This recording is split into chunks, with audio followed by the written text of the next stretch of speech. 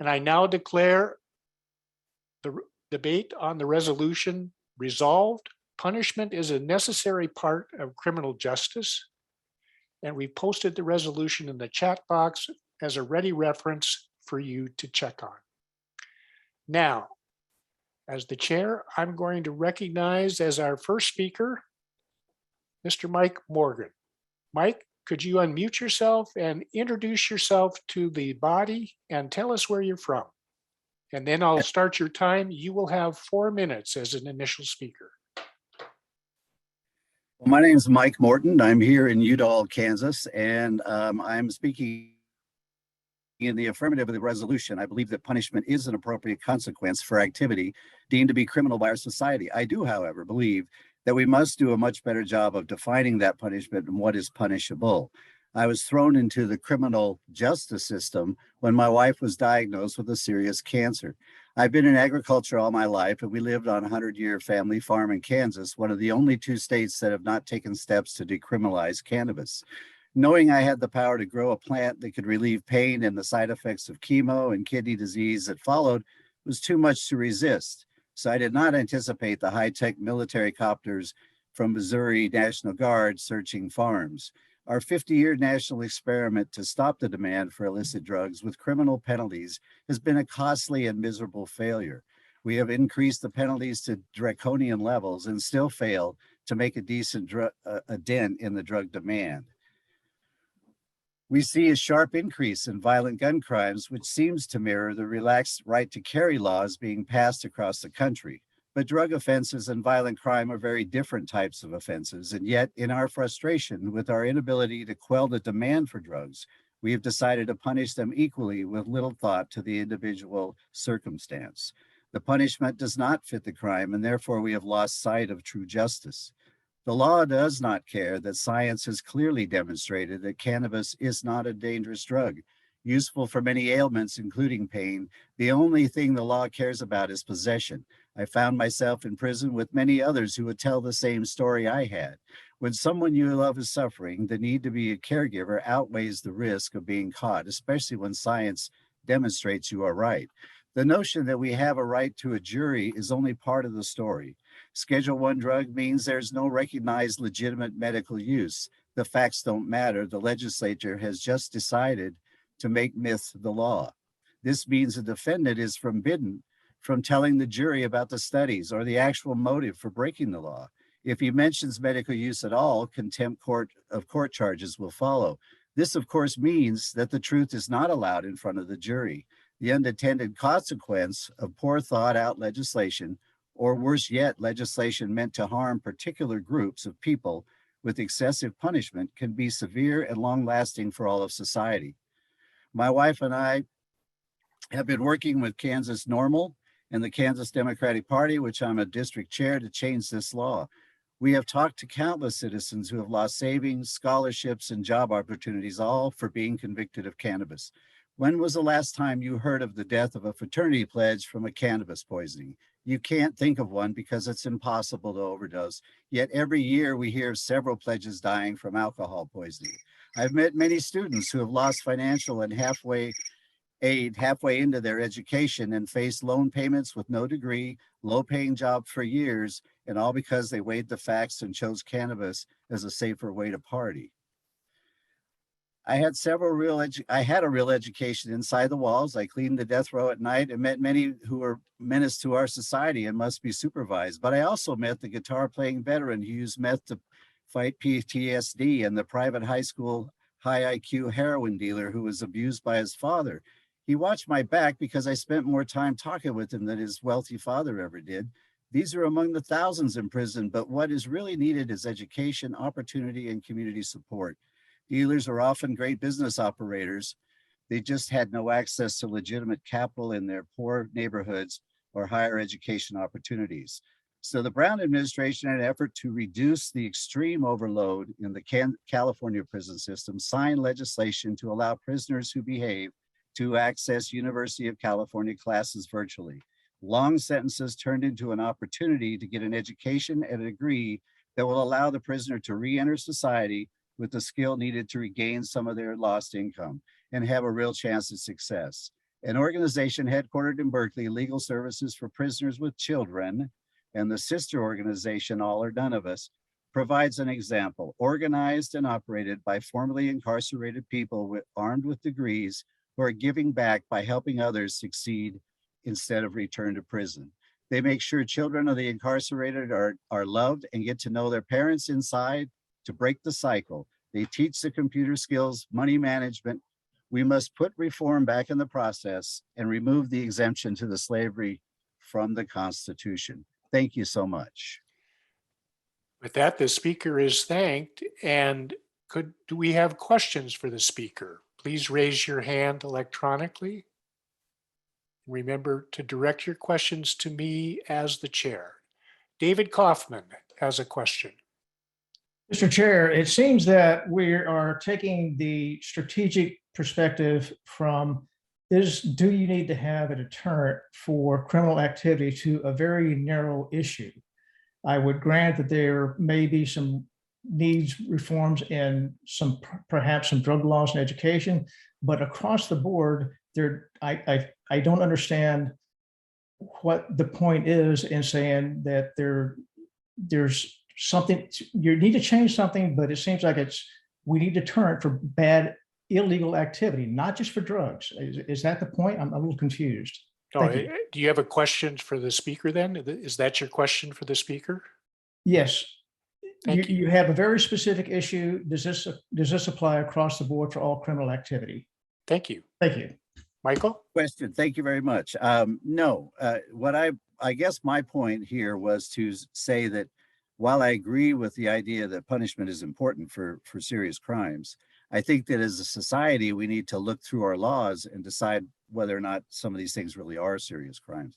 And so my point was simply to make an example of the fact that there are so many in the prison system that would benefit from a much different approach to drugs. And so that, from my perspective, it was one thing that I wanted folks to consider when we talk about punishment, that sometimes maybe what we think of as punishment isn't really the appropriate way to handle it. So. Thank you.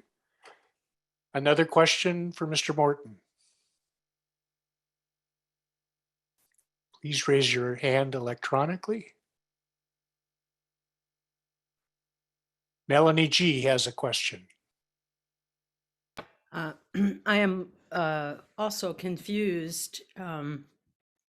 It sounded to me like the speaker was speaking about punishment fitting the crime rather than punishment for crime, as in advocating for punishment for crime. So I'd like a clarification. Is the speaker saying that we need to have the punishment fit the crime, or is the speaker agreeing with the resolution, which is there should be punishment for crime? I think that's the resolution. Yes, it is. Thank you. Mike, can you clarify? Thank you. Yeah, I interpreted it a little bit differently. And so what I was saying was that, yes, I believe that having been through this system, I believe there is definitely a need for punishment, but that we need to seriously think about what we're punishing and why, what those penalties should be. And I simply wanted to point out that it's easy to start down the road of thinking in one channel about how, well, we got to get tough on these criminals, but we also need to consider who's really being affected, who's being pulled in by this, and the fact that sometimes that's not appropriate, and judges will probably need a little bit of discretion, and we need to allow that. But we also need to look at our laws, because we have a lot of hidden biases in our laws, and this is one. The cannabis law is one that, if you go back in history, there's a long story, but it's very much a biased, intentionally biased law, and so we have to look at that. With that, the speaker is thanked. I'm looking now for a speaker in opposition, and I recognize Medina Nolan. Medina, can you hear us? Can hear you. Can you hear me? Yes. Can you hear me? Yes, we can hear you. And can you tell us where you're from? And then your time will start. You'll have 4 minutes, Medina. All right. I am coming to you from Cincinnati, Ohio. And my time is starting. A phrase that I don't entirely agree with, but I think is very interesting, is that people should be imprisoned as punishment, not for punishment. I taught at a for-profit prison in Tennessee in various capacities for about 4 years. Some of the things I learned were the illiteracy rate in prisons is something over 60%. And if this population gets help and education, their recidivism rate is about 17%. If they don't, it's 70%. The great majority of prisoners have a substance abuse problem, or that is why they were locked up. And I don't know if Mike would agree on this, but in my experience, prisons are not drug-free. Almost half of prisoners have committed crimes against property, not people. And the main thing that I began to notice more and more was the dehumanizing effect on the inmates. And so I began to think of an alternative of a probation program that would be quite strict, that would require a person, an offender, to keep a job, and also at the same time would see to it that he got or she got a job, and check in with the probation officer and make whatever restitution was decided upon. Recent information about prisons in Germany has made me wonder. They seem to be intent on treating people as individual people. People wear their own clothes, they own books, they own property, they're allowed real visits, not the visits in the visitation room where you're not allowed to touch. But the problem is that's still a prison. And the worst thing that imprisonment does is to the inmate's family. Children are angry and frightened. They act out. Whoever is having to take up the slack financially has the extra burden of, in a lot of cases, having to give money to the prisoner for the needs in the prison, and also to pay for very expensive collect phone calls. Suspicion and distrust automatically seem to grow. Studies have found that if a family is kept intact, the offender is much less likely to be back in prison again. And the best way to keep families intact, in my opinion, is not to imprison the inmate. There are exceptions, people who have committed violent crimes. There were a couple of people in the prison that I taught scared me to death. I would have wanted them locked up. But for the main part, we impact a lot more than just the inmates when we put a woman or a man in prison. There are children, there's another person.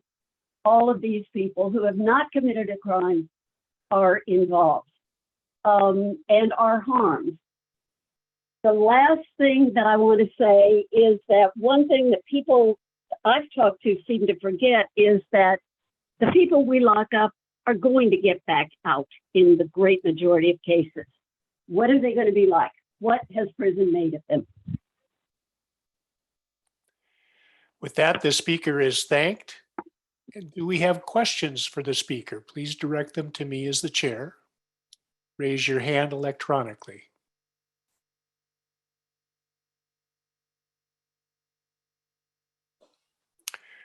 Hattie Mathers, please unmute yourself and ask your question, please.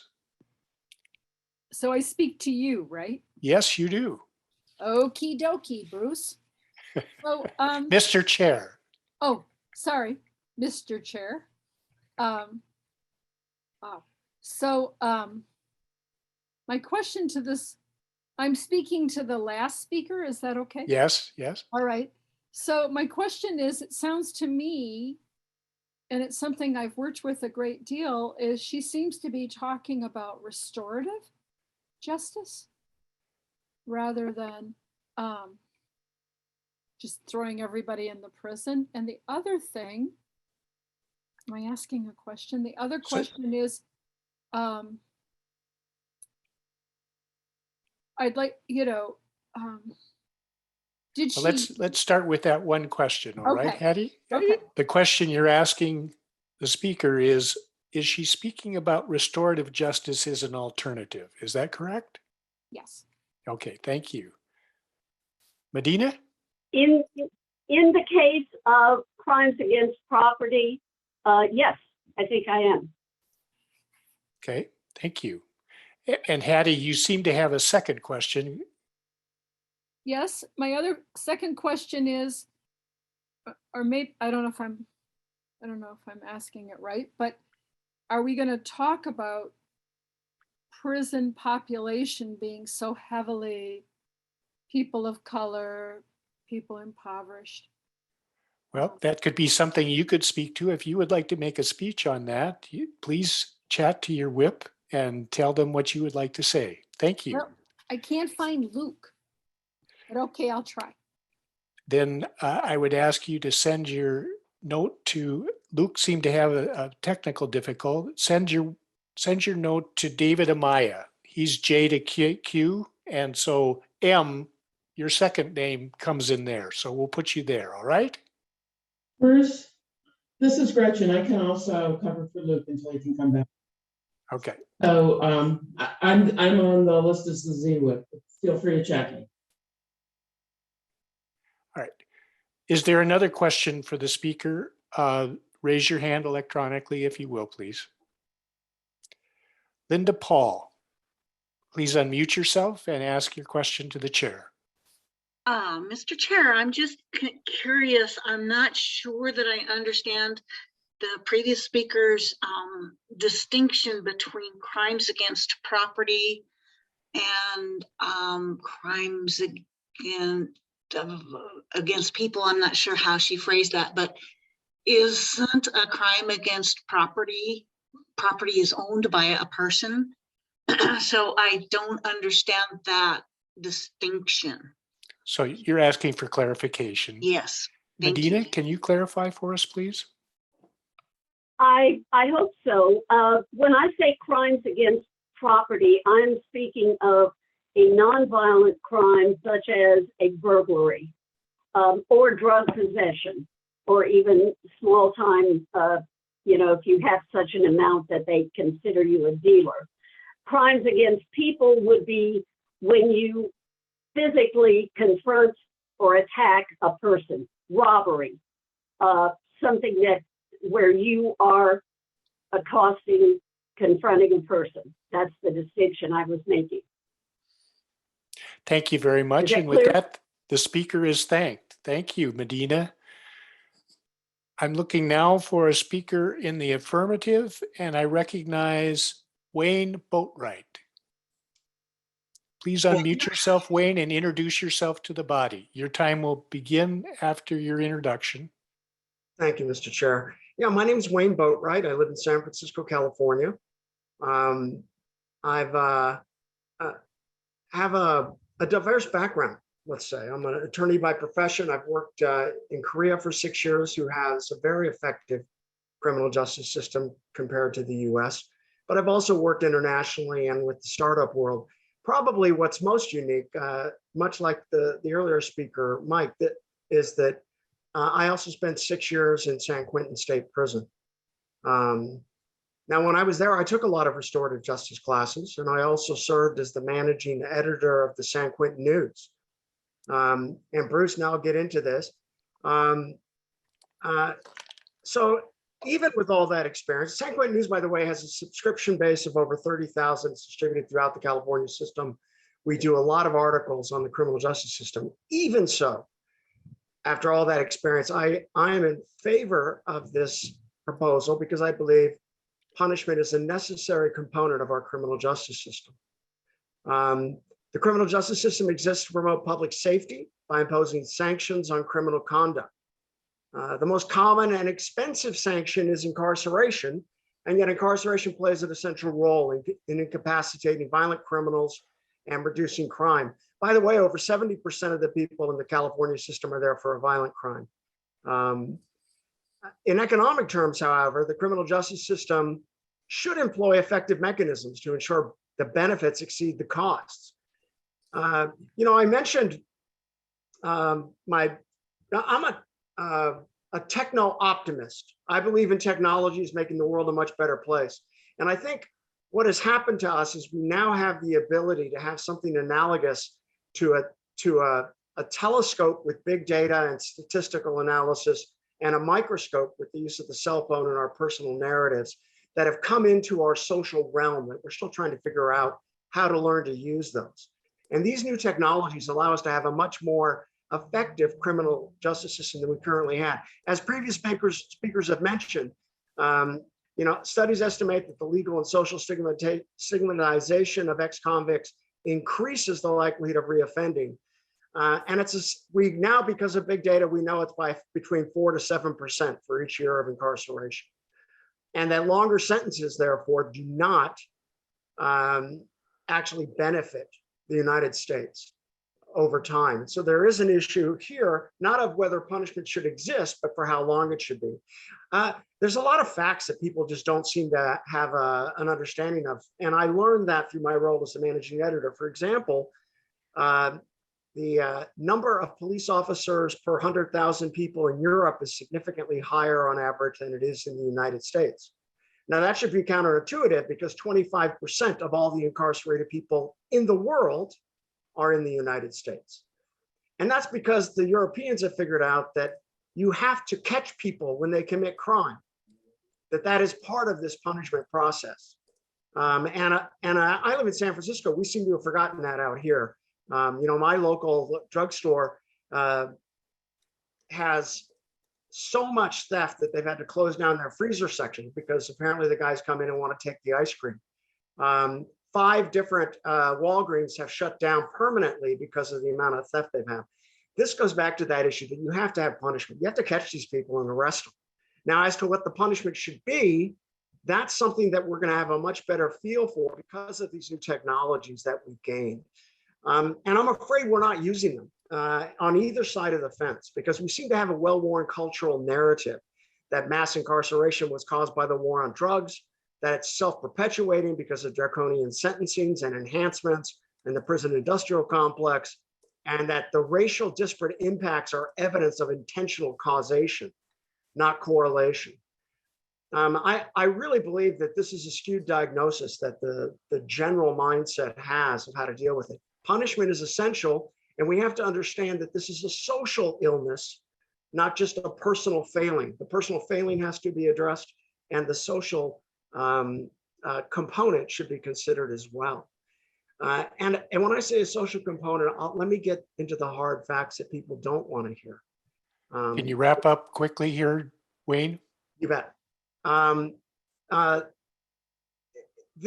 problem is not purely an ethnic problem or a racial problem. It is a social problem that we as a society are able to solve if we will take the time to learn what are those impacts that cause that. And this is driven by what's called low trust community versus high trust.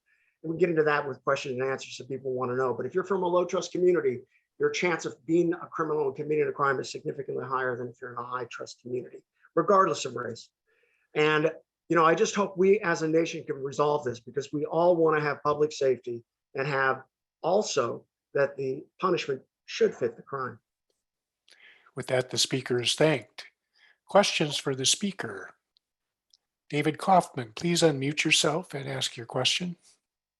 Thank you, Mr. Speaker. I had a question about the statement that longer sentences do not benefit society. Could you please clarify? Sure. Thank you. It's a great question. I'll give you an example that I dealt with on a regular basis. Much of the work that I do since I've gotten out is focusing on the release of long-term prisoners known as lifers. These are guys that have all spent more than 20 years in prison. Many of them arrested as teenagers. I knew one guy who got out, took him to a Giants game. He had spent 38 years in prison for his crime. So the reality is, based on, again, big data gives us these answers. New technologies allow us to have a much clearer view of these things. A person who's in their 60s is not likely to commit those crimes again. Their chance of recidivism is significantly lower, for example. Therefore, keeping him in prison for 38 years versus the fact that the parole board initially found him suitable for parole at 20 years, which was denied by the governor of the state of Governor Duke Magee at the time in California. So he had to spend another 18 years in prison. I'm confident that, just like my friend Kenny, there are tens of thousands of men who have spent decades in prison, and if they were released, they would not increase the risk to public safety. They would not recommit. They would not go back to prison. So that's an example of long term. So when I'm talking long term, I'm talking really long, and it's a much bigger number than people realize. Thank you. Brenda Burleth, could you unmute yourself and ask your question, please? Thank you, Mr. Speaker. I'm curious about the comment about the numbers of people that are coming from low trust areas versus high trust areas. Would you define those areas? Thank you for the question. Wayne? It's really interesting. A lot of the social numbers we've been able to come up with recently have demonstrated that upwards to 90% of violent crime is committed by people who believe that they are enforcing justice. Now, that justice could be as simple as that you looked at me the wrong way, but it could also be something as severe as you killed a family member of mine and they retaliate. It's a form of blood debt. When you have the mindset that you cannot trust the authorities to impose order, you cannot trust the authorities to go to them to resolve a murder, for example, you may take it into your own hands to resolve that murder. This is very much correlated with our gang problem in America. And the recidivism rate among gang members is significantly higher than that of average inmates in the prison system. They belong to a community and they act as a community, and therefore they will take violence on other members of opposing communities. It's so bad in California that norteños, which are basically domestically born Latinos in the prison system, and sureños, which are usually Mexican immigrants from the south of the US, have to be kept in different prisons, not different yards, completely different prisons, because they will violently attack each other at the same time. So that's an example of a low trust community. If you come from a high trust community, you trust that you can call the police and they'll help you, that the judge will be fair. And there's significant groups of people who do not come from high trust communities. They feel that they have to take it upon themselves to impose justice. And that causes a lot of this crime. For example, an African-American man is 35 times more likely than a white woman to suffer a homicide, to die from gun violence. That's how bad the difference is. And obviously a very large figure of our Black population come from low trust communities. With that, the speaker is thanked. I'm now looking for a speaker in opposition, and I recognize Dwayne Wilder. Please unmute yourself, Dwayne, and introduce yourself to the body. You will have 4 minutes. Thank you. My name is Dwayne Wilder, and I'm from Rochester, New York. In Carville, Louisiana, there used to be a prison, now converted to a National Guard base. Over its entrance was a sign that read, "You are not here to be punished. Being here is your punishment." But our nation does punish its prisoners, and in quite bizarre ways. That punishment begins right in our courts often, which are all too often either ignore or cannot provide a timely trial. Getting arrested can mean waiting in jail for days, weeks, months, even years in some states to be arraigned in court. That can cost a job, destroy a career, disrupt families. Raising money and time to get back on the job can be a punishing blow to a family's resources. In 2015, the average debt incurred for court-related fines and fees was $13,600. a case paid by the family. And while in jail or prison, one becomes a profit center. Family members shell out hundreds of dollars each month to private companies to feed, clothe, and stay connected to a loved one behind bars, paying for health care, personal hygiene items, phone calls, email. These have all been outsourced, resulting in remorselessly exorbitant fees for necessary basic services that should be provided by the state at little or no cost. And once in prison, inmates are exploited for their labor, doing dangerous work, fighting fires for $1 an hour, or an agricultural farm, private farm. One representative from a goat dairy paying inmates starting at 60 cents an hour had the nerve to explain that with the cost of their free room and board in prison, they are actually earning more than the minimum wage. Well, are prisoners getting free room and board? Not necessarily at all. A study in 2004 found an estimated 1/3 of county jails and 50% of prisons in the United States charge daily housing fees directly to prisoners. The burden of these fees actually perpetuates incarceration in the nation. Are prisoners actually physically punished in prisons? I worked for a number of years as a volunteer in New York's Attica prison. The tales of prisoner abuse by guards was frequent. And in 2011, a prisoner was so badly beaten by guards that he suffered 2 broken legs, broken ribs, a broken shoulder, a severe fracture of one eye socket, and other injuries. He won his case in federal court. The first time prison guards were found criminally liable for their beatings in New York State. But the prosecutor arranged for them to resign so they could avoid being sent to prison themselves.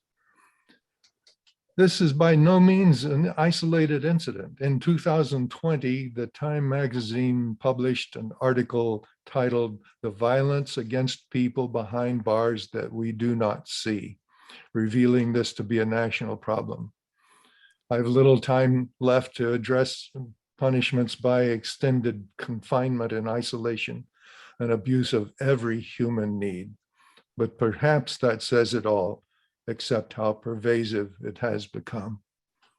I submit that these matters amount to retribution largely outside the reach of our judicial system. It is a perversion, a corrupting influence. It is contrary to everything we know about rehabilitating prisoners back into a mature, satisfying, and spiritually fulfilling relationship with their families and communities as contributing members of society. Thank you. With that, the speaker is thanked. Questions for the speaker? Mr. Fetzko, please unmute yourself and ask your question direct your question to me, please. Mr. Chair, I just wondered if the speaker could enlighten us on what he would recommend as an alternative to punishment. I understand what he said was about reform of punishment and why punishment as currently practiced is not good, but what would he suggest as an alternative? Thank you for your question. Dwayne? Yes, I would say that when sent to jail, simply do the time. The jail should be a correctional facilities. In fact, most prisons are called correctional facilities, but they don't do very much correction. There are programs, even at Attica.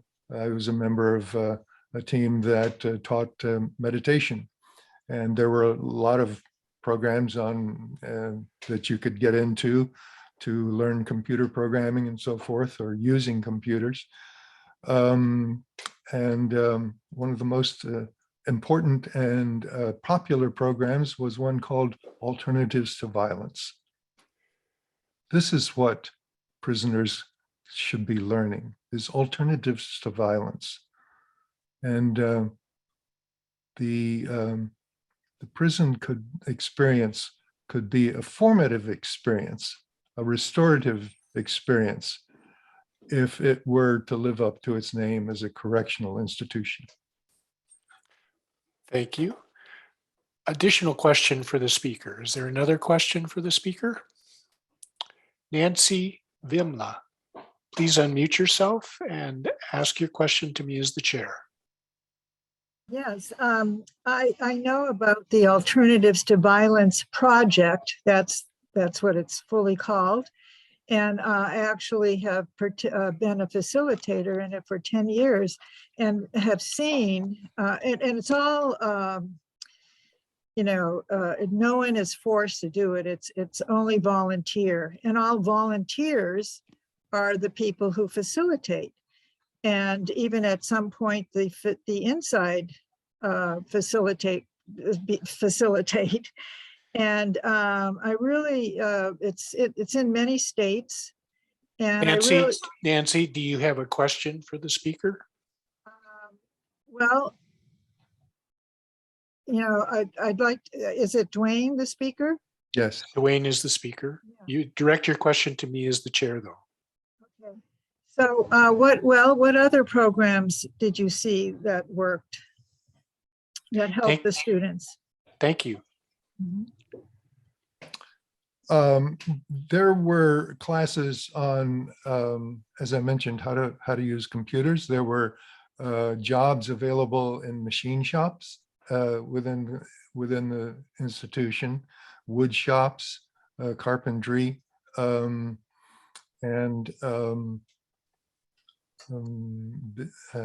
I wasn't generally familiar with these programs. There were many religious services available, for instance.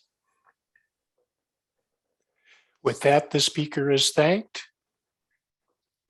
I'm now looking for a speaker in the affirmative, and I recognize Scott Moan. Scott, please unmute yourself and introduce yourself to the body. Yeah, I'm Scott Moen. I live in North Dallas in Texas. And I guess what I've been hearing so far from the speaker has been very illuminating, to say the least. But I think we're here to talk about whether or not we're here to look about, I'm trying to find the right words here, whether or not the criminal justice system requires us to be punished for it. And it seems to me that individuals are responsible for their decisions, and decisions have consequences. The fall from going to jail is really a moot point, more discussion here. And we need to really understand that people do, in fact, make decisions that do affect numerous people. And we really need to understand that going to jail, whether it's going to be a restorative or a formative or whatever it's going to be, is kind of the fallout from going to jail, but not whether or not it's required because we're criminals and need to go to jail. So it may not be very clear. I didn't have a lot of time to prepare, but I think I'll leave it at that. Thank you. Thank you. Questions for the speaker?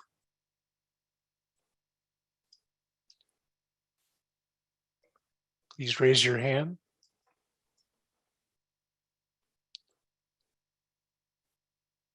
Henry McHenry. Unmute yourself and please ask your question. Thank you for indulging my lack of video. I'm low bandwidth here. I wonder. We can hear you fine though, Henry. Good, thank you. I wonder if the speaker could clarify why responsibility for a person's actions, why a person's responsibility for his actions bears on the necessity of punishment. Well, I think people that commit crimes have made a decision to commit the crime. And it's not for the moment, maybe somewhat, but the majority of them I don't think are. And they have to be able to weigh that decision that it's going to have consequences regarding whatever effects come after that. And I think it's important that they understand that decision does have those consequences and they're responsible for whatever they are and they have to accept them because they made the decision to commit the crime. Thank you. Madeline Schmidt has a question for the speaker. Madeline, unmute yourself and ask your question, please. Can you hear me? Yes, I can. My question is to the gentleman who just spoke and what his response is to the idea of wrongful convictions and exonerations decades later. Thank you. Scott? Yeah, was she addressing that to me or the person that addressed it to me? Or questioned me? I wasn't quite clear. The question was addressed basically, Me? how would you deal with wrongful convictions that are not corrected until years later? Yeah, I think we have a court system that's not perfect. And we're going to have consequences that aren't always fair, that aren't always correct. I think there's some inherent fallacies within our court system. And I think the majority of the time we do get it right. There are some times that we don't get it right. And I think the ones that are wrongfully convicted generally have recourse to go through some different processes and appeals to try to overturn that. And hopefully it worked out in their favor if they are in fact innocent. Thank you very much. And with that, the speaker is thanked. I'm looking now for a speaker in the opposition, and I recognize Melanie Gold. Hi Melanie, there. please unmute yourself and introduce yourself to the body. Hi, my name is Melanie. I currently live in New York City. And Melanie, you're going to only have 3 minutes. We're reducing the time now to 3 minutes. Thank you. Thank you for letting me know that. So I have a background, an activist background, and I also have a background in nonviolent communication and restorative justice. I am by no means an expert in any of these. However, what I have learned is that when we're children, there's a certain amount of trauma that happens just by virtue of us being powerless against adults in our lives. And that trauma is exponential in certain areas and in certain situations. Poverty definitely adds to that kind of trauma. And of course, that trauma then becomes certain behaviors in our lives. And we don't actually educate about this to each other. It just does not seem to be a part of our education. What we do learn is, you know, there has to be punishment that fits crime, et cetera, et cetera. And there have been experiments that have shown that any one of us is capable of not only crime, what we call crime, but also extreme violence in certain situations. For example, there was a Stanford prison experiment where you know, people were made into guards and prisoners, and all kinds of behavior ensued that we would not expect from ordinary folks. And I think ultimately for me, the point becomes about the systems and how do we address the actual underlying issues that lead to all of this, these ideas about punishment, these ideas about retribution. Retribution works both ways. And we've heard other speakers talk about that as well. And I think that in a society where we want trust to grow and where we want people to feel as though they belong, that what we really want is accountability rather than punishment. And accountability to me looks more like I look in the eye of the person who I harmed, and I am able to converse with them, and I'm able to learn what harm I actually caused, as opposed to some higher entity doling out punishment that is random and completely it just doesn't make sense. Or, you know, me seeing people I know get punished for things they didn't do. That kind of thing is a constant in our system. So I think if we learn, first of all, that trauma is, you know, everywhere in our world, and that causing it is where we need to stop the cycle.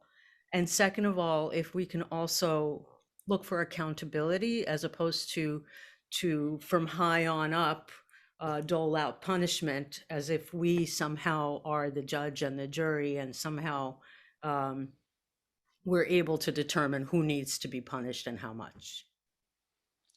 With that, the speaker is thanked. Questions for the speaker, Melanie? Please raise your hand.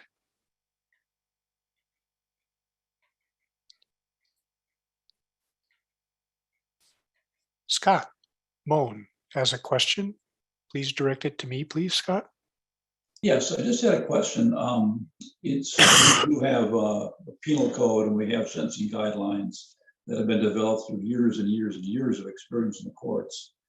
And although we have the accountability aspect, I wonder if the point that we're trying to throw out the penal codes and the sentencing guidelines in favor of a one-on-one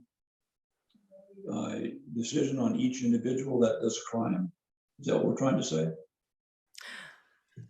Thank you for that question. I really appreciate it. I think it should be up to the victim, the person who is harmed, to decide what happens to the person who harmed them. I think it should be up to not just the victim on their own, but the people who have been affected. When a crime happens, it's not just one person who does the crime and one person who is affected. It's a whole community of people. And that's why in restorative justice, we have circles of people who are affected by the event that happened. And everyone sits in community, and it fosters belonging as opposed to fostering this old and very outmoded system. As we've all heard, I mean, pretty much everyone here has said that the system we have now is not actually functioning the way we want it to. It's creating more criminals as opposed to creating more productive members of our society. It's not doing that. Thank you. Madeline Rizzo has a question. Yes, thank you. Mr. Chair, my question, I am very passionate about restorative justice too.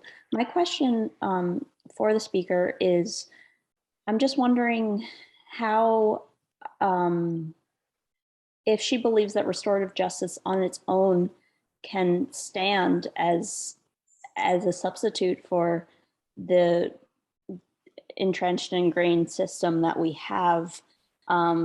It seems to me it could be an additional thing that we add to another process that perhaps we have to improve the criminal justice system as it is. But I wonder whether the speaker believes that restorative justice can realistically replace in total the system we have now. Thank you. Melanie? I think I understand the question. That's why I spoke about trauma. I think what we need is an education of all of us. Like, we need humility so that all of us can understand that actually trauma is all pervasive in our institutions and our systems as they are at the moment.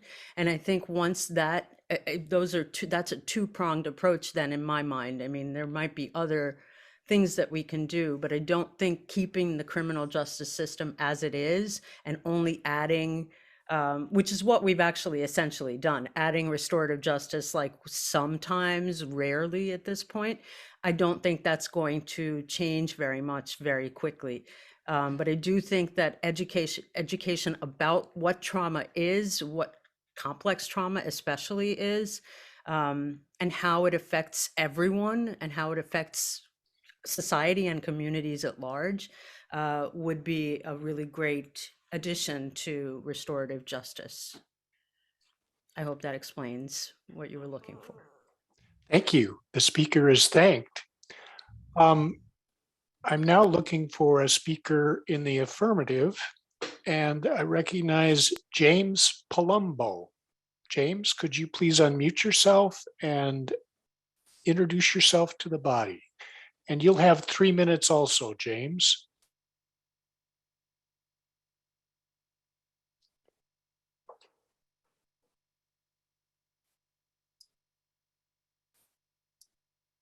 We may have technical difficulty. Can you hear me now? Yes, we can. Okay. Thank you. All right. Please introduce yourself and you'll have 3 minutes, James. Thank you. Let me see if I can do this in 3 minutes. Jim Palumbo, I'm a professor of criminologist, and I've got to say that everything that's been introduced here would take several terms to explore. Great stuff on the table. I just want to reference a couple points. One is it's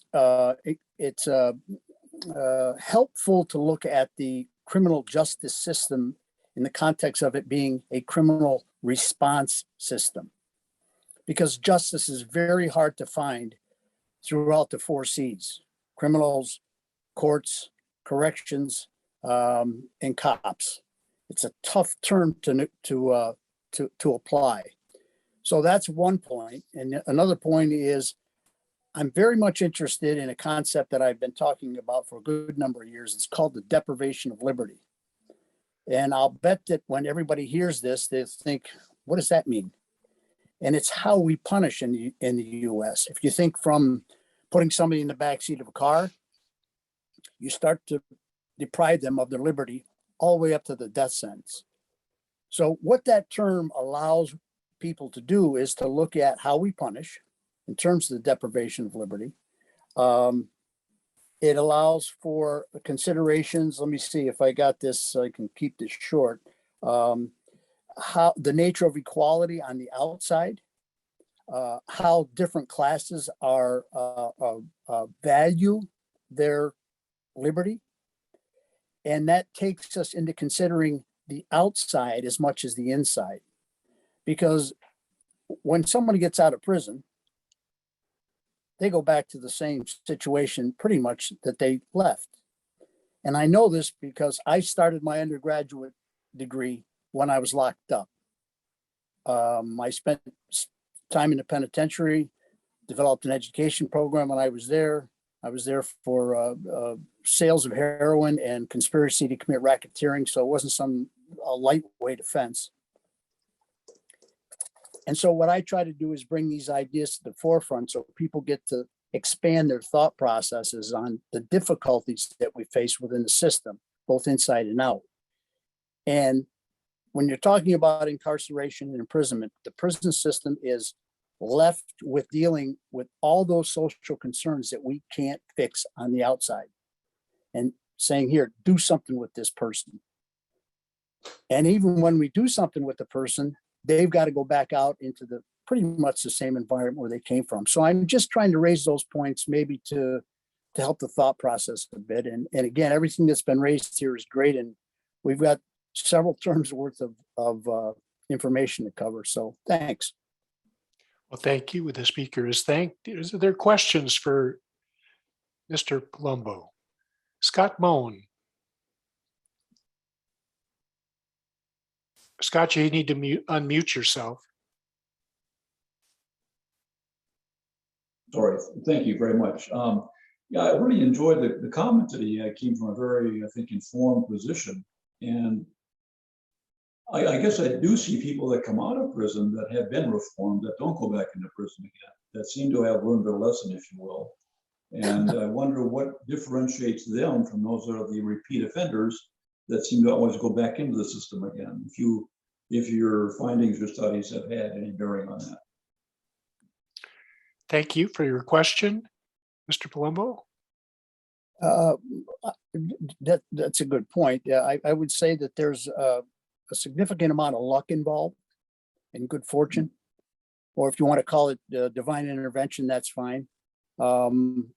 In order to make things work and become productive in your own right, to stay free, you have to get lucky in a lot of different ways, and you have to be able to apply whatever discipline you can to the processes that are there, and it's not easy. And most of the people that come out of prison, even though you may not see them again in the prison system, show up in other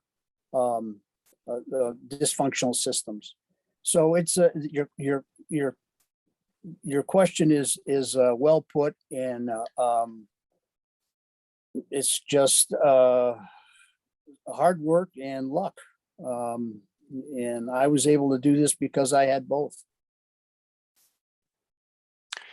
Thank you.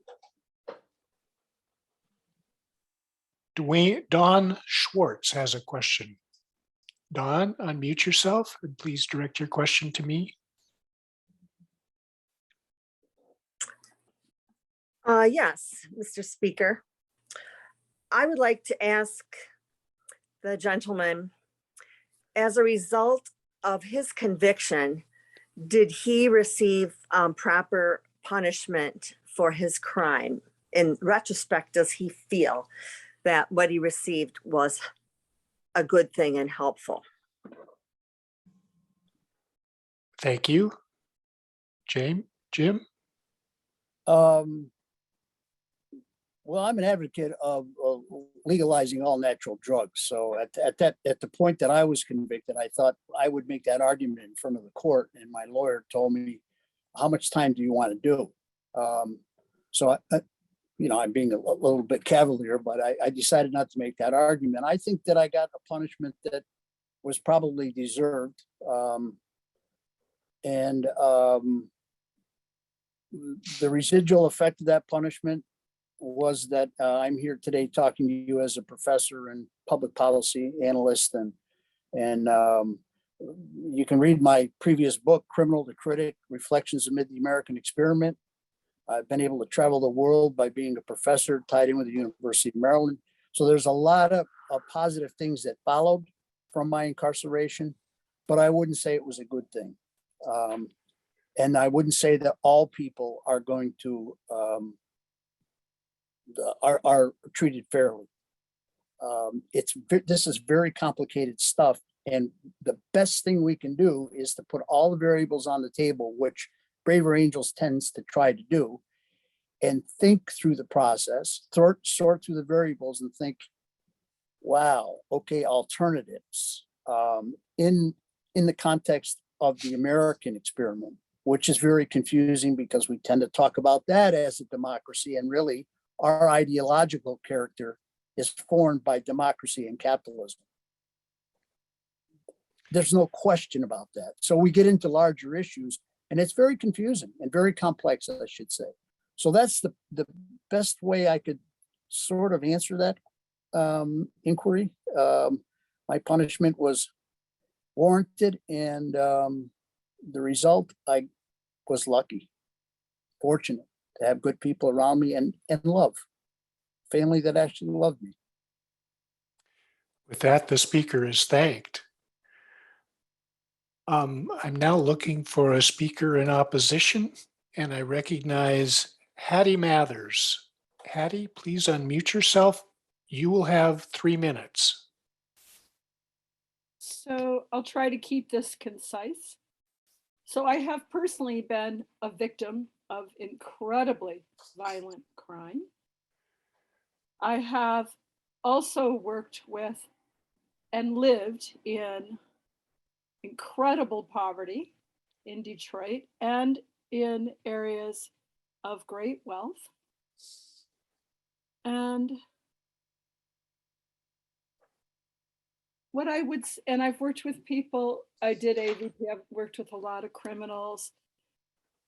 One of the experiences of my personal, what I've seen is, and it's been brought up here, but especially Melanie, but I've worked with people that are pimps, prostitutes, abusers, gang members, a lot. I mean, it's my background. And one of the things I wanted to bring up, which I thought Jim really brought up, was my experiences is if you're poor and a person of color, you're screwed. And if you're wealthy, I worked with incredibly wealthy people, and I saw them get away with all kinds of crimes, really violent crimes, but they had the money, they had great lawyers, they got out of stuff. And that really bothers me. The other thing is I have worked and been around sociopaths and psychopaths. So I believe in restorative justice, except for people who are incapable, I think, of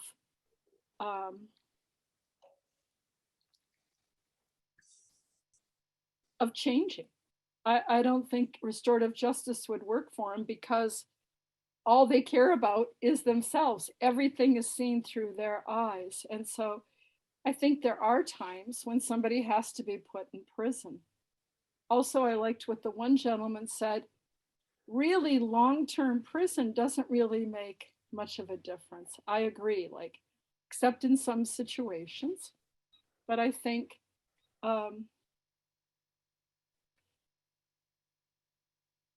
I just think it's so uneven. That's all.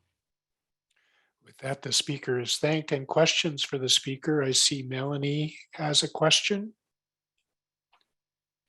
I'm wondering, sorry, I'm wondering if the speaker believes that it could be possible with restorative justice to, at the very least, make attempts to correct this sociopath, which is a strategy of how people deal with their lives as they become psychopaths or whatever it is. Is it, do you believe it, does the speaker believe that it's possible to address that in some cases? As an educator, I have addressed it, and I believe that with some people, if we start very young, not when they're 35, 40, 60, 70, whatever. I kind of wonder because I don't think they want to change, to be honest, but that's my experience.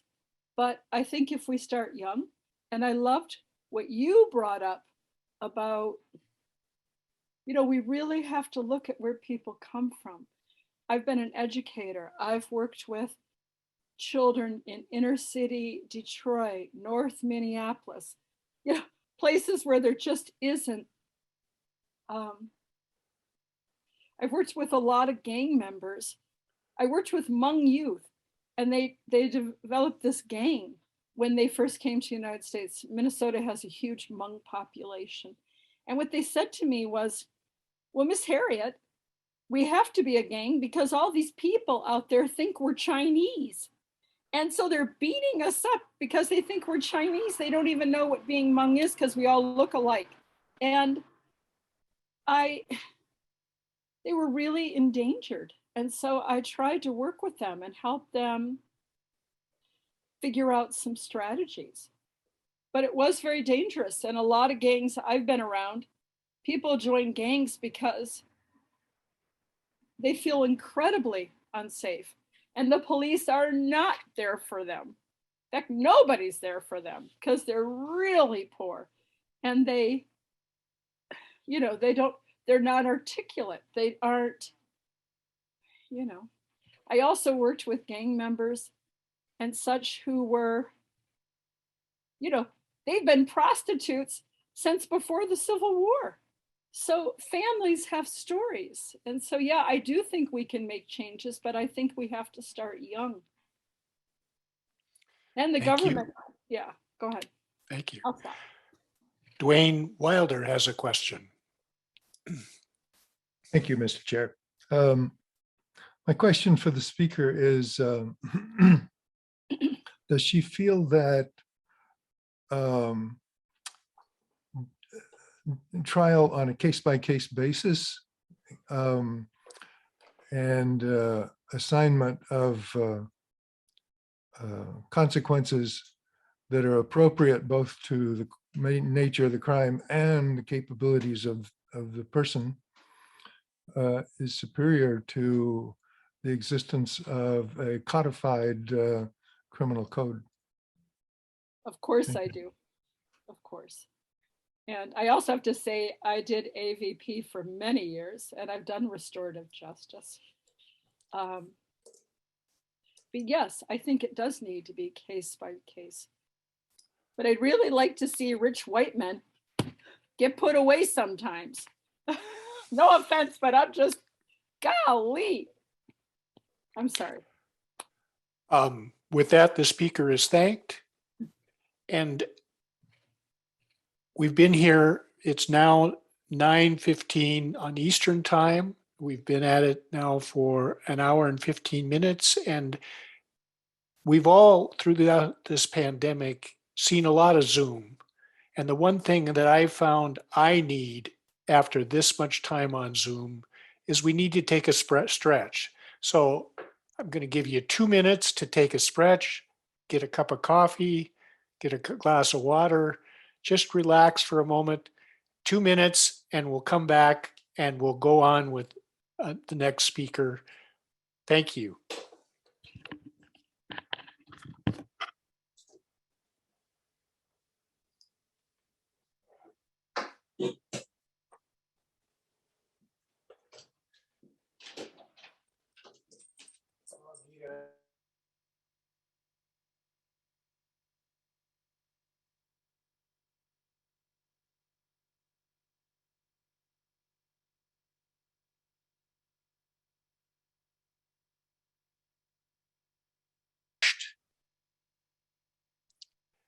I hope you're refreshed, and we're going to go now to 2-minute speeches and only one question.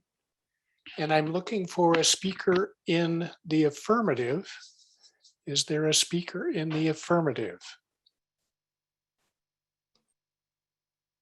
Erica Lee, I see your hand is up. I apologize. I meant to raise my hand for an opposition. Yeah, I thought, okay. So I'll put you down for an opposition speaker. I'm looking for a speaker in the affirmative. Is there a Stephen Lumsdane here?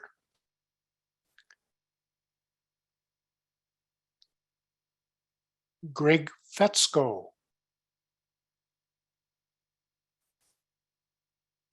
Yeah.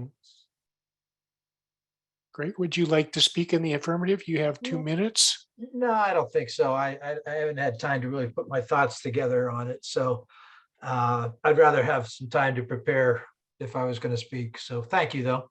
Yeah, well, thank you for your being willing to consider it. Paul Norris. Yeah, so I hadn't been planning on speaking, but since there seems to be this big hole at the moment,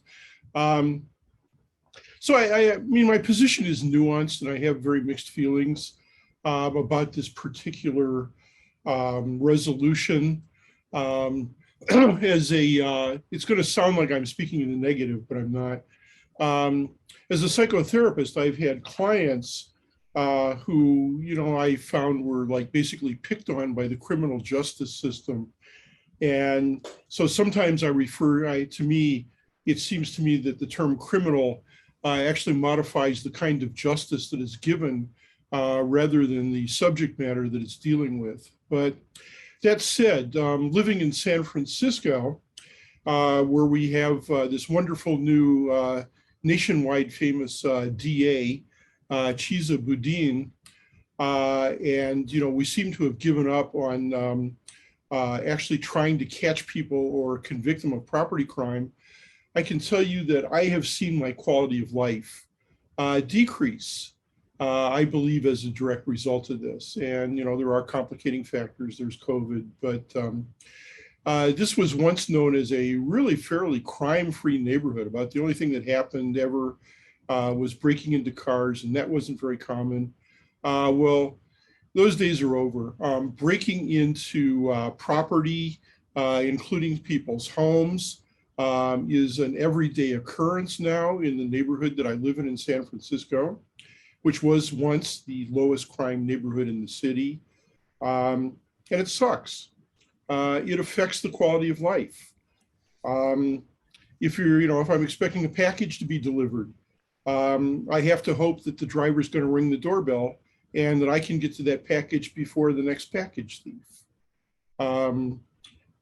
If you happen to be a tourist visiting and you park your car somewhere on the west side of San Francisco, or maybe anywhere in San Francisco, and you leave anything visible in the car, they will break in and they will steal your luggage, you know, even if it's just like, you know, your underwear and, you know, your dirty clothes. So crime against property, I understand there's a big distinction between somebody beating you up and somebody, breaking in and stealing your property when you're not there, but it still affects quality of life. It still feels very personal. So crime is crime, and crime destroys value.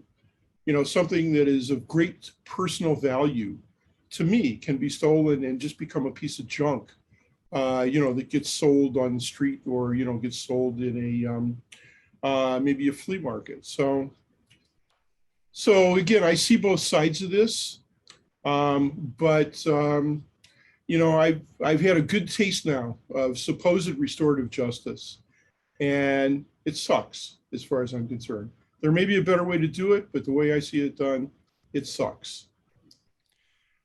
That the speaker is thanked. Questions for the speaker? Mr. Boatwright, you have a question for the speaker. Yes, Mr. Chair. Mr. Speaker, the speaker mentioned that quality of life has dramatically changed just in the last 2 years. And we've also had other speakers mention the concept of community restorative justice values. In many communities, one of those values is the right to carry a firearm. And I was wondering if the speaker felt that would he consider purchasing a firearm and believe that that might improve his quality of life given this uptick in crime? Thank you. So that is a very academic question in San Francisco, where nobody gets a concealed carry permit. Literally nobody. And those who run the city are very, very proud of that fact.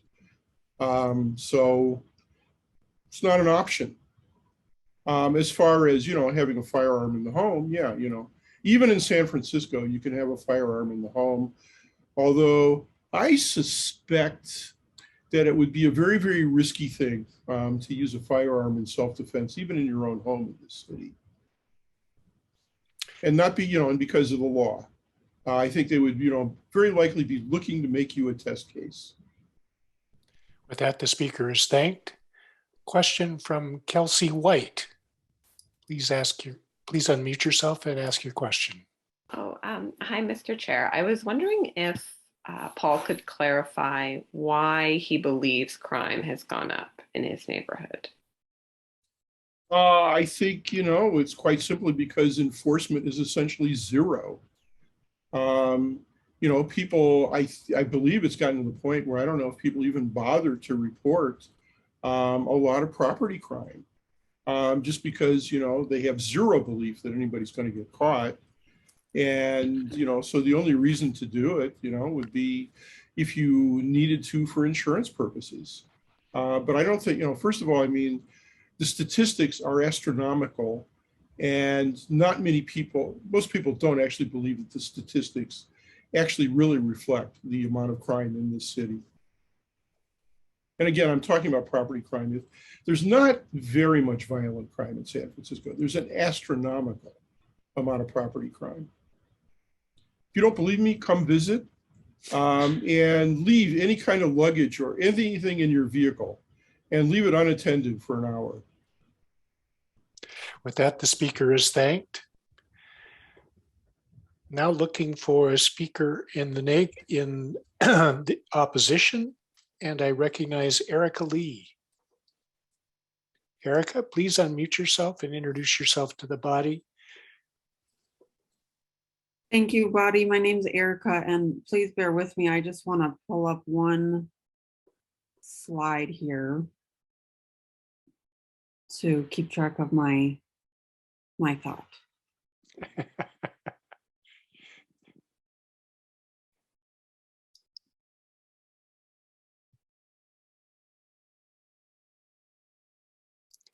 Thank you so much. So I'd like to briefly share on the topic of criminal justice. And if could you introduce yourself to the body, please? And I am Erica Lee. And I'd Where are you from? Sorry, shall I begin again? Where are you from? I haven't started your time yet. Where are you from? Thank you. My name is Erica Lee, and I'm from Longmont, Colorado. Oh, thank you so much.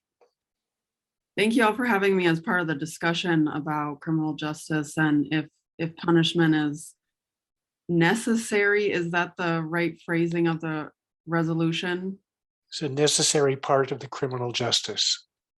Necessary is the debating factor here. So I just want to start with reading from stories of kindness from around the world, how Babemba tribe forgives. In the Babemba tribe of South Africa, when a person acts irresponsibly or unjustly, he is placed at the center of the village, alone and unfettered.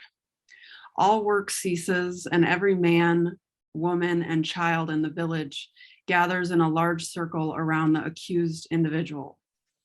Then each person in the tribe speaks to the accused one at a time, each recalling the good things the person at the center of the circle has done in his or her or their lifetime. Every incident, every experience that can be recalled in any detail and accuracy is recounted. All their positive attributes, good deeds, strengths, and kindness are recited carefully and at length. This tribal ceremony often lasts for several days.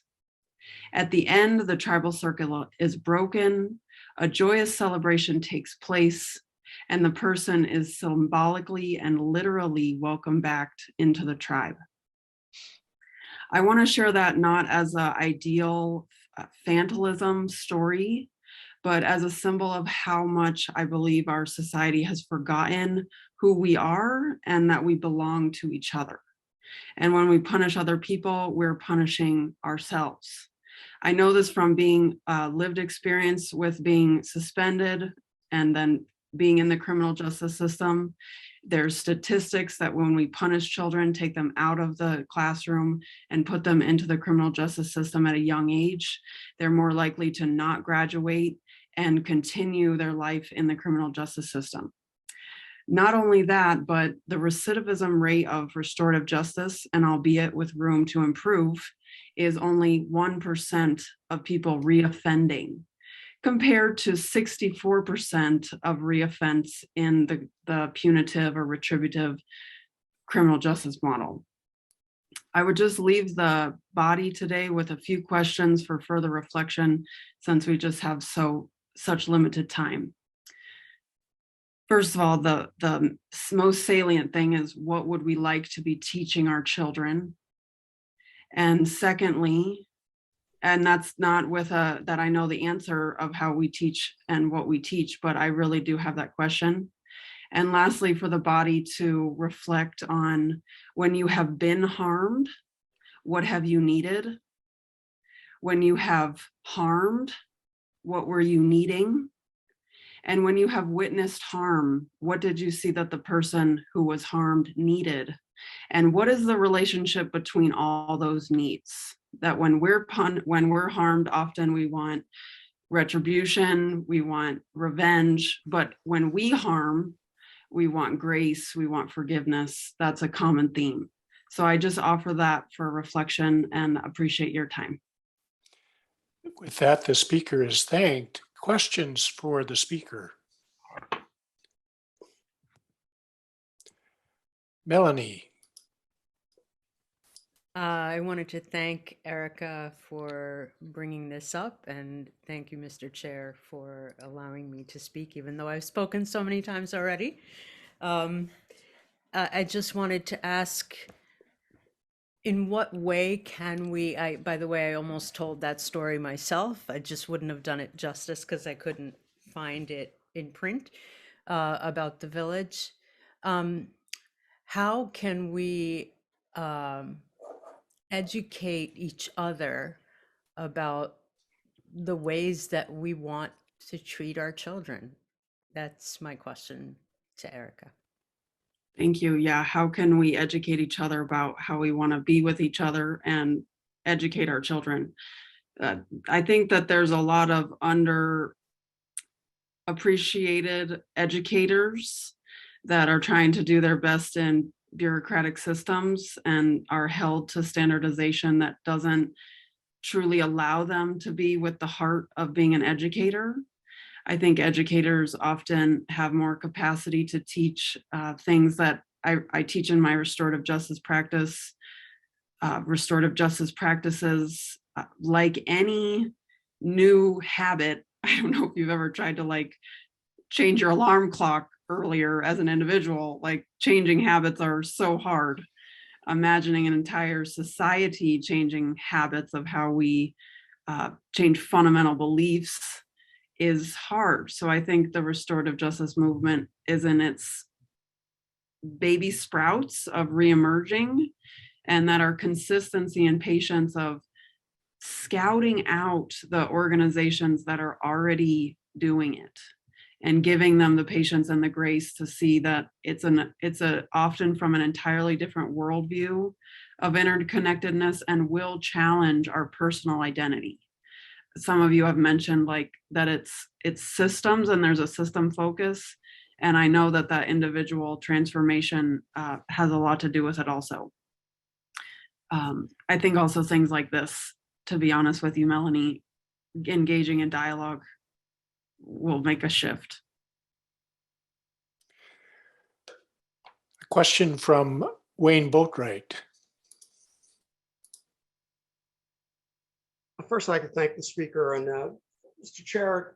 In a quick Wikipedia search, South Africa has a homicide rate of 38, approximately 38 per 100,000 on an annual basis. The US has a homicide rate of approximately 14 per 100 on 1,000 basis. So I'm curious about this one tribal experience. It doesn't appear to be replicated within the South African community, and why the speaker believes it may be possible that it would work in the US community. Thank you. Yeah, thank you. I don't know what statistics you pulled up about the homicide rate, but the restorative justice philosophy that I am continuing to be educated from, that is continually a work in process, is not the philosophy and concept is not that crime happens in a vacuum. So it's hard to speak to one indicator as something being viable or not. Just like you're saying, me telling a story about one tribe doesn't necessarily sway you. So more I'm pointing to, and I'll mention colonization as a factor here, that the amount of complexity that has gone into globally, we are a punitive society, that South Africa obviously has had apartheid and has had its own racial reckoning, though, you know, they had a truth and reconciliation process that America still has yet to atone for our own genocides and holding people as slaves. So they have that on us, returning to that type of truth-telling model. In my personal practice, there's a dedication to living out compassionately regardless of outcome. That's a personal decision that I find it to be more compassionate to sit with community regardless of if that person reoffends or what the statistics say. And that's a personal choice I think we all need to make and hopefully influence towards a more compassionate society. With that, the speaker is thanked. Thank you. I'm looking for a speaker in the affirmative again. Is there a speaker who would like to speak for 2 minutes in the affirmative regarding the resolution? Punishment is a necessary part of criminal justice.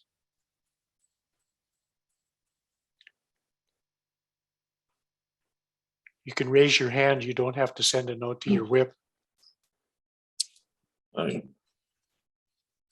Thomas Wright. Yeah, hi there. Thank you. I'm Could Thomas you Wright introduce from yourself, Oh, Thomas? yeah, right. Introduce yourself and where you're from.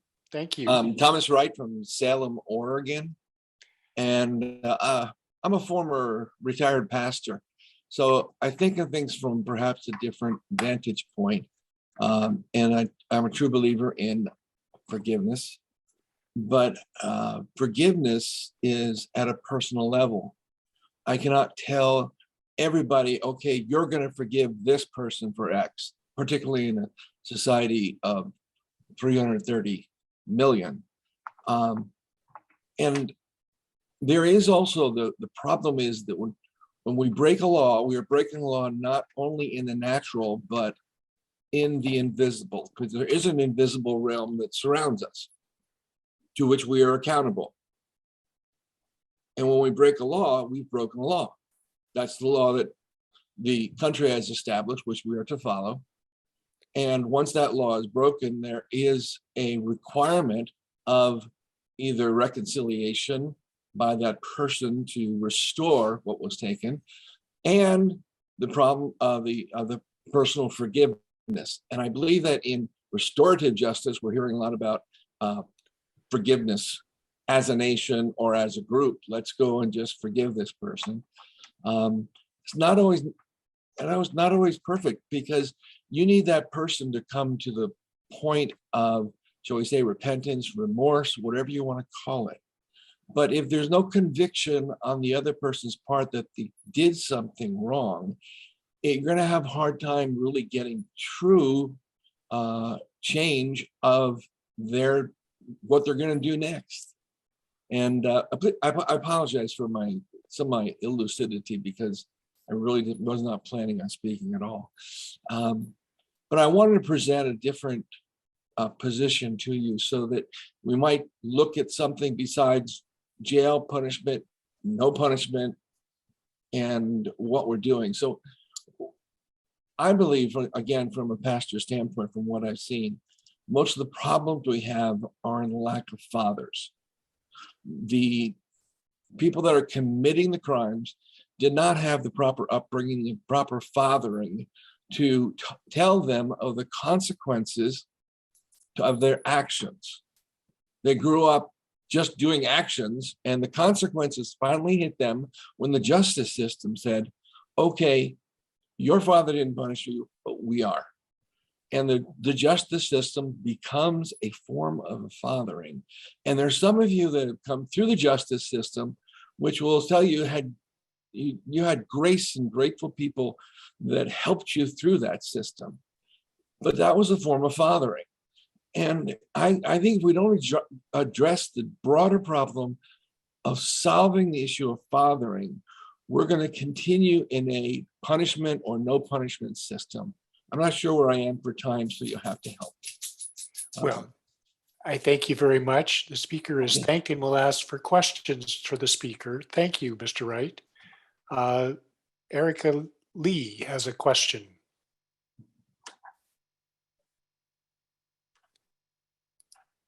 Hi. Erica, you had a question? Well, you disappeared. Thank you. Okay, No, there you I'm are. here. Thank you. You called on me faster than I knew was going to be here.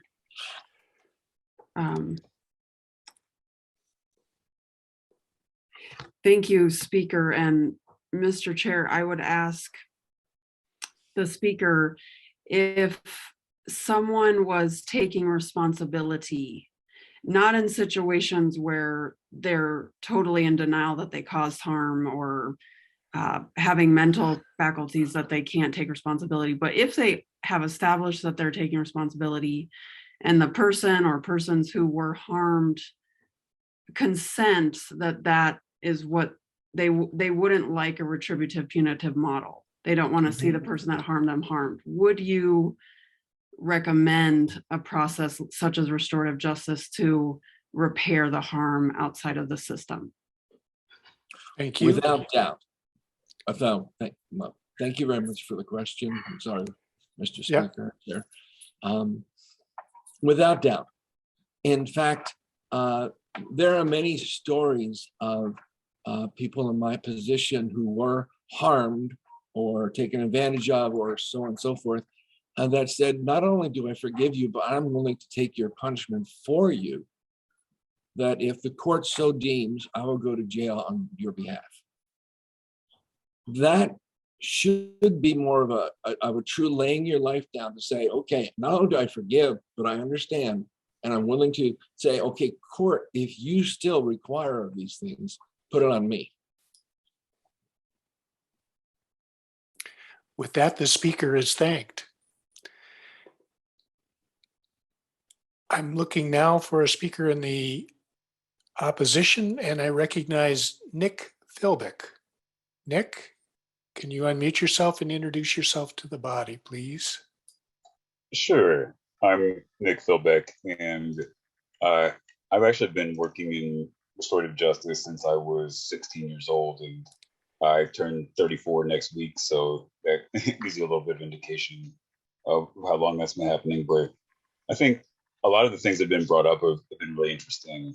But I think even just the last conversation, one of the really powerful things I appreciate, Erica brought up that question about, if the people who were harmed saw that kind of remorse from the person who harmed them, or saw, that they were taking certain actions to address what had happened, would you be satisfied with that rather than some kind of retributive sort of punishment or any kind of punishment for the offender?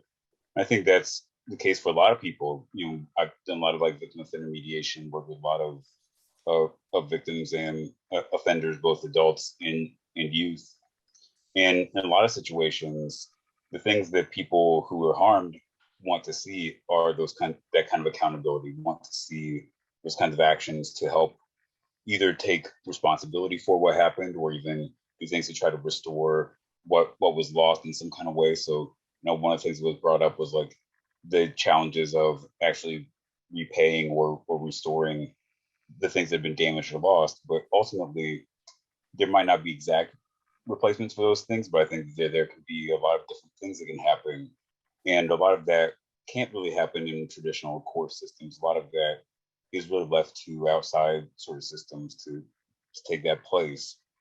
And so I think one of the things that I was hearing just as people were talking, that when we think about just what do we want to see in terms of justice overall, I think a lot of the things that have been brought up, I heard some people talk about things, for instance, like trust. I don't think that there's a whole lot of trust building that goes along with punishment. I think that punishment is not something that gives me a whole lot of trust. For instance, that there's going to be deterrence of that action. I don't think it's helping communities build a lot of trust. And in fact, I think a lot of the punishment-based systems that we have actually make trust a much harder thing to gain, because it actually provides incentives for people, for instance, to not be honest about the actions that they've taken. So we have a lot of people, for instance, who we work with, who want to say to the victims exactly what happened, but have been encouraged not to say those things by their attorneys or by the systems that are in place. So instead, having systems where we actually encourage that kind of honesty and accountability, I think is really important.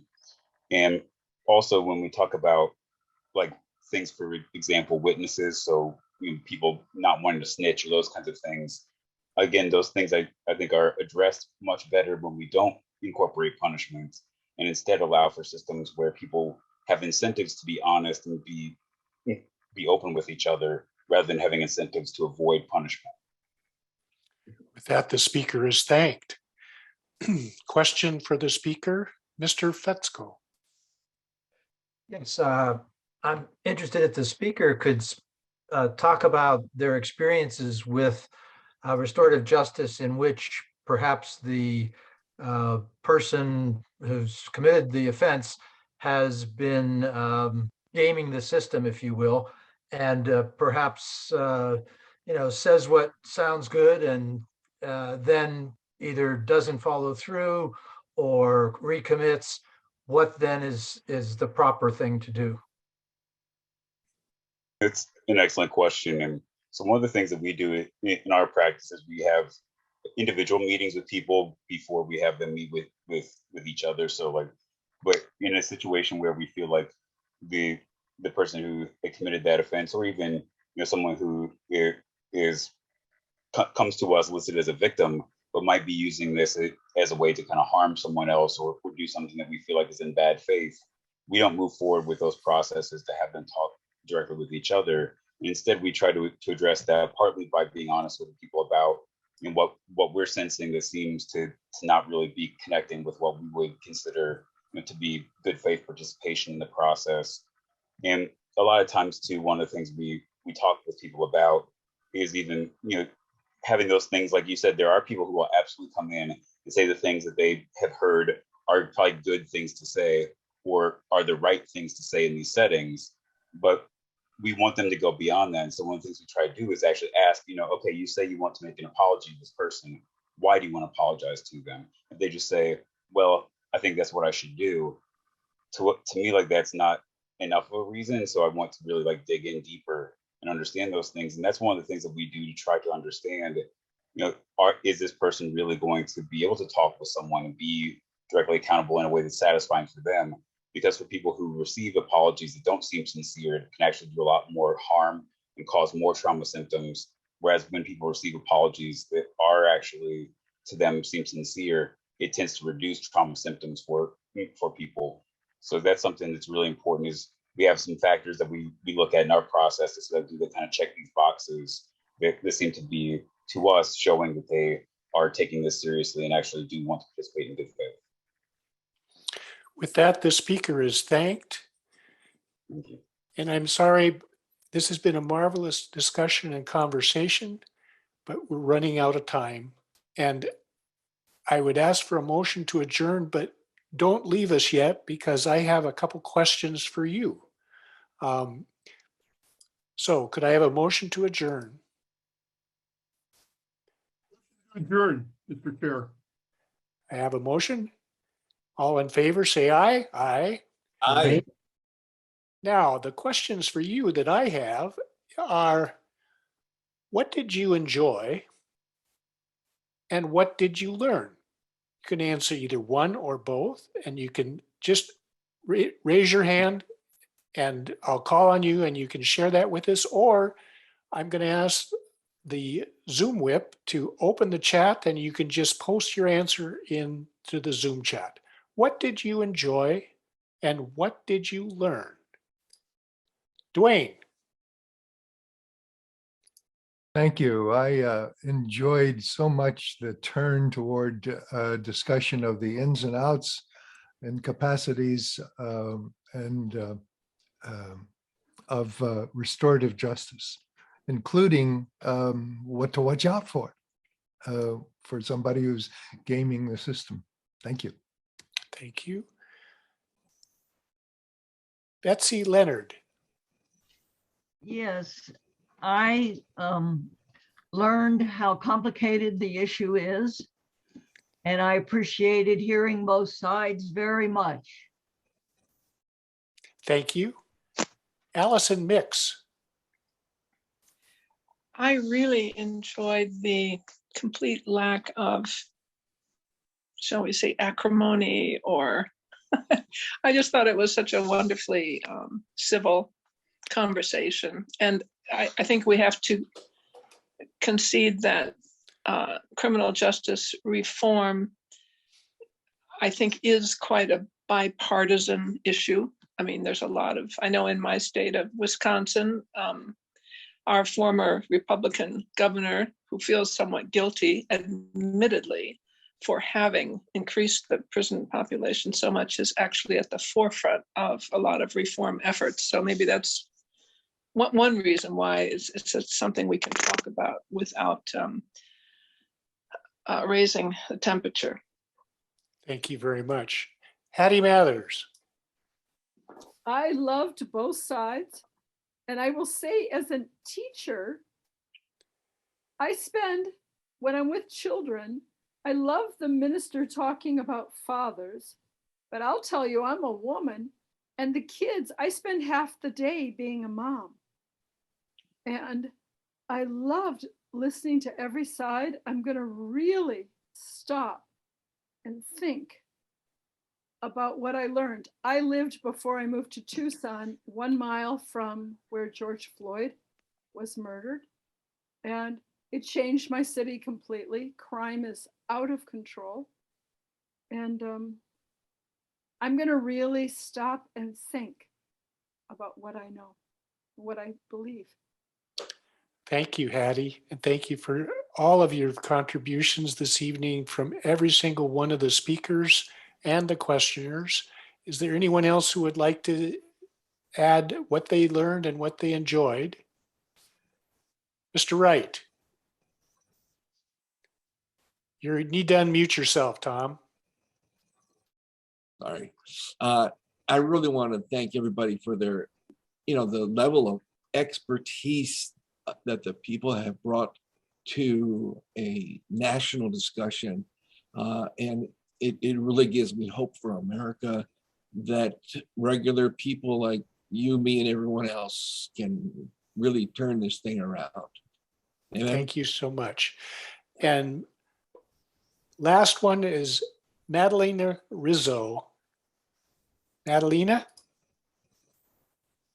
Yeah, I was just going to say, it's a nuanced topic when you keep on forgetting if someone is arguing in the affirmative or in opposition. So I really appreciate that. And just all of the personal experiences and the vulnerability expressed by all of the speakers. Very grateful. Well, thank you so much. And this evening was brought to you by Braver Angels, which is a nonprofit organization dedicated to depolarizing America. And I'm going to call on one of our whips tonight, Luke Phillips, to tell you a little bit more about Braver Angels. There's going to be an evaluation that's posted in the chat box that you can complete that helps us make these events better, and also an opportunity to contribute to Braver Angels. So Luke, would you please share your thoughts about Braver Angels with us tonight? Sure thing. Thank you, Bruce. And Bruce, excellent job chairing tonight. Excellent job guiding us all through this conversation. And excellent job, everybody who came in here and participated at any level in this. You all have demonstrated something that we at Braver Angels exist to prove, namely that American citizens of a huge variety of different backgrounds and a huge variety of different understandings of how things work, different convictions, different understandings of the universe can still, if they bring the right spirit, the right good faith, and the right commitment to process, can still discuss the greatest, most pressing issues of the day that affect everything from the very highest to the very lowest in ways that we all wind up learning from each other and learning more about ourselves and learning about these great things that we study. That's all Braver Angels exists to do, is to demonstrate that that is possible and to give that experience to more people. And you all have just done it tonight. And so in the debates team, we work on doing it in this particular format, but all across the rest of Braver Angels in the different other sorts of events we do. We try to do this in other formats. The Braver Angels workshops team does a huge variety of different workshops, from the red-blue workshop to the common ground workshop, to one-on-one conversations, to the depolarizing within workshop, and many others, all based on principles of family therapy and person-to-person understanding that help us to come to these sorts of understandings, not as much at a debate level, but at a workshop level. There's also several teams that run events like the America's Public Forum series and the Braver Angels Film Club and Braver Angels Book Club series and the We the People's Forum series, as well as a few others that work to do events on more specific policy topics, sometimes with experts, sometimes in book groups, to address things that matter to us as a community. And there's also a very well-developed Braver Angels Alliance program where we have communities all across the United States of America doing events like this national event here, but for their own local communities, doing things that are tailored to the questions and problems of somebody's township or somebody's neighborhood or something along those lines. We do all of these things at the level of having a few staff who help get the logistics done, but we're largely run by volunteers. And we could not do this without the volunteers. In fact, I believe almost all of the whips here are volunteers. And so I just want to say that there are many ways to be involved with Braver Angels. You can come to events, that's wonderful. You can join your local alliance, that's wonderful. You can join Braver Angels, that's wonderful as well. But one of the ways that people have found the most meaning in Braver Angels has been joining the teams that put on these events. And there's always a lot of work to do with it, so we're always looking for more people. On that note, The Braver Angels national community, and particularly the Braver Angels debate team, has just lost two very dear friends of ours who had been longstanding volunteers who had done a lot of legwork in these programs and in other programs, and given a lot of themselves to make this sort of experience available for people. Those were David Iwinski and Jack Deniston. And we are still processing and mourning their loss. We'll be doing memorials for them very shortly in the coming days here. But as we move forward without them, it just makes those of us who are continuing to do this work realize that these are things that people have been working at out of the goodness of their hearts. And we do what we do because we love America, but in some ways also because of the deep commitment to this that we've seen in people who gave a lot of themselves in their last years in their lives.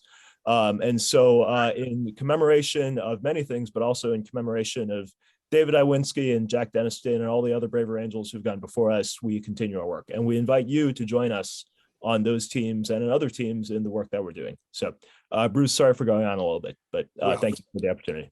Thank you. Thank you very much, Luke. It has been a hard week for the National Debate Team. But in closing, I want to thank all of our initial speakers for this evening for starting the conversation, each of you for participating in that conversation as a speaker or asking questions, and all of my colleagues on the National Debate Team for their help and for bringing your best selves in this debate. Let's give some jazz hands to everyone here for participating. And I'm going to ask our marvelous and capable Zoom manager, Gretchen, to take us out with a little music. And I want to say, with that music, we're going to be saying good night to everyone. And thank you so much for being with us tonight.